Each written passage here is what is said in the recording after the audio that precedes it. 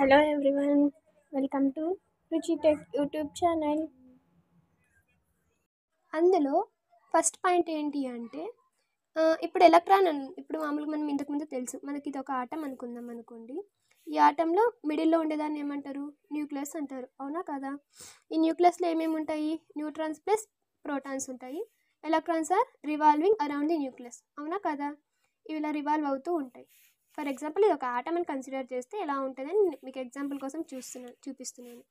Okay, ఇప్పుడు first postulate ఏంటి అంటే, పాస్లెట్ ఇస్ నథింగ్ బట్ అతను ఏదైతే అబ్జర్వ్ చేసినా మనం పాయింట్స్ అంటాం కదా, దాన్ని పాస్లెట్స్ అని అంటారు. అంతే, అది ఏదో పెద్ద వర్డ్ అనుకోద్దండి, ఓకేనా? ఇక్కడ ఇవి ఎలా తిరుగుతున్నాయి? ఎలా పడితే ఇలా తిరుగుతున్నాయా? కాదు కదా, ఒక సర్క్యులర్ పాస్లో తిరుగుతున్నాయి. సో ఫస్ట్ పాయింట్ ఏంటి అంటే, electron revolves around the nucleus with a high velocity. ఇది ఉంది కదా, ఇలా చుట్టూ తిరుగుతున్నాయి కదా, ఇది ఒక పాత్. ఈ పాత్ని ఏమంటాము అంటే ఆర్బిట్స్ అంటాం. ఓకే, అర్థమైందా? ఆర్బిట్స్ ఆర్ అంటే ఈ ఎలక్ట్రాన్స్ అనేవి చుట్టూ తిరుగుతున్నాయి కదా, ఆ పాత్ని ఏమంటాము అంటే ఆర్బిట్స్ ఆర్ షెల్స్ అంటాం. This is first postulate. And సెకండ్ది ఏంటి అంటే, ఇప్పుడు ఇది ఎలక్ట్రాన్స్ అనేవి చుట్టూ తిరుగుతూనే ఉన్నాయని చెప్పాం కదా, ఈ పర్టికులర్ ఆర్బిట్ చుట్టూ. అవి ఎంతసేపు అయితే తిరుగుతుంటాయో దాటి ఎనర్జీ అనేది కాన్స్టెంట్గా ఉంటుంది, అవునా కదా? సో ఎనర్జీ అనేది కాన్స్టెంట్గా ఉంటుంది కాబట్టి దాన్ని ఏమంటాము అంటే స్టేషనరీ ఆర్బిట్స్ అంటాం. ఓకేనా, స్టేషనరీ ఆర్బిట్స్ అని అంటాం. అండ్ థర్డ్ పాయింట్ ఏమి, ఇప్పుడు ఇక్కడ న్యూక్లియస్ ఉంది, దీని చుట్టూ తిరుగుతున్నాయి, ఇట్లా షెల్స్ ఉంటాయన్నాం కదా. సో ఈ షెల్స్కే నేమ్స్ పెట్టారు, దాన్ని ఏమంటారు? KLMN అని అనొచ్చు, లేదా 1 2 3 4 అని కూడా అంటారు. ఇక్కడ సర్క్యులర్ పాస్ ఉన్నాయి కదా, ఆ సర్క్యులర్ పాస్ని ఆర్బిట్స్ అంటారు. ఆర్బిట్స్కి నేమ్సే KLMN are 1 2 3 4. This is about third point. ఇప్పుడు ఫోర్త్ పాయింట్ చాలా ఈజీగా ఉంటుంది, బాగా వినండి. ఇప్పుడు ఇటొక పర్సన్ ఉన్నారు, ఈ పర్సన్ కింద ఫ్లోర్ నుంచి పైన ఫ్లోర్కి వెళ్ళాలనుకుంటున్నారు. సో మన కింద నుంచి ఎనర్జీ అనేది ఎక్కువ ఖర్చు అవుతుందా లేదా తక్కువ ఖర్చు అవుతుందా అంటే, ఎప్పుడైనా సరే ఒకసారి చూడండి, ఈ ఎలక్ట్రాన్ అనేది హయ్యర్ ఆర్బిట్ నుంచి లోయర్ ఆర్బిట్కి వెళ్ళాలనుకో, ఎనర్జీ అనేది ఎమిట్ అవుతుంది. ఎనర్జీ ఎంత అయింది అని తెలుసుకోవడానికి యూనిటే క్వాంటా అనమాట, ఓకేనా?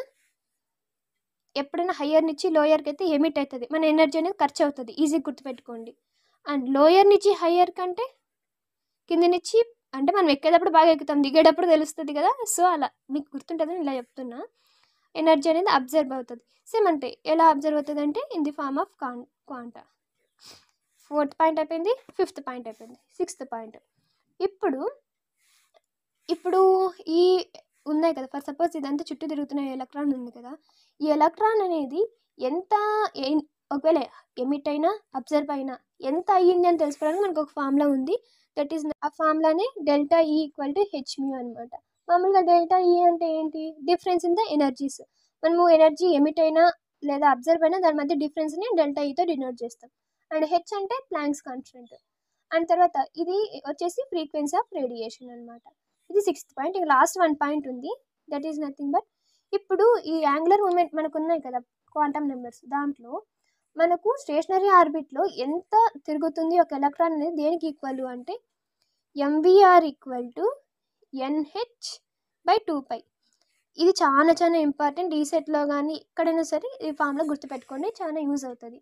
ఇక్కడ ఇంటర్గల్ మల్టిపుల్స్ ఆఫ్ H/2π అంటారు. ఈ పాయింట్ ఒకసారి చెప్తాను, జాగ్రత్తగా వినండి.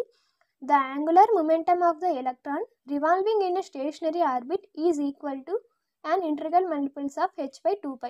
ఇక్కడ n అని ఉంది కదా, ఈ n అంటే ఏంటి? Principal quantum number, that is nothing but 1 2 3 4. ఇలా n అన్నది ఇలా అనమాట. మామూలుగా m అంటే ఏంటి? ఎలక్ట్రాన్ యొక్క మాస్, ఎంత బరువు ఉందని. Explain the spectra of atoms having more than 1 electron.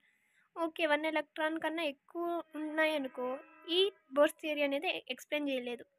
ఓకేనా, హైడ్రోజన్ అనేది 1 కాబట్టి it based on only 1 electron కదా, సో అది దాని గురించి మాత్రమే ఎక్స్ప్లెయిన్ చేసింది. ఒకవేళ అన్ని ఆటమ్స్లో 1 ఎలక్ట్రానే ఉండదు కదా, అందుకని ఎక్కువ ఉన్నాయనుకో అది ఎక్స్ప్లెయిన్ చేయలేదు. That's the first limitation. And second limitation ఏంటి అంటే, it could not explain the G1 effect and Stark effect. మనకు మామూలుగా G1 ఎఫెక్ట్, స్టార్క్ ఎఫెక్ట్ అని 2 ఎఫెక్ట్స్ ఉంటాయి, అసలు వాటి గురించి ఎక్స్ప్లెయిన్ చేయలేదన్నమాట. అది that is the second limitation. And థర్డ్ది ఏంటంటే, it could not justify the quantization of angular momentum of the electron. అసలు angular momentum of the electron అంటే ఆ ఎలక్ట్రాన్ అనేది ఎలా అనేది ఎక్స్ప్లెయిన్ చేయలేదన్నమాట. నెక్స్ట్ మనకి కెమికల్ బాండ్స్ అనేది ఎలా ఫామ్ అవుతాయో అది ఎక్స్‌ప్లెయిన్ చేయలేకపోయింది. 4 లిమిటేషన్స్ అనేవి చాలా చాలా ఇంపార్టెంట్ అని గుర్తుపెట్టుకోండి. ఓవరాల్‌గా పైన చెప్పిన థియరీ కూడా అర్థమైందని అనుకుంటున్నాను. ఇన్ కేస్ ఇంకా ఏమైనా డౌట్స్ ఉంటే please free to ask. Thanks for watching.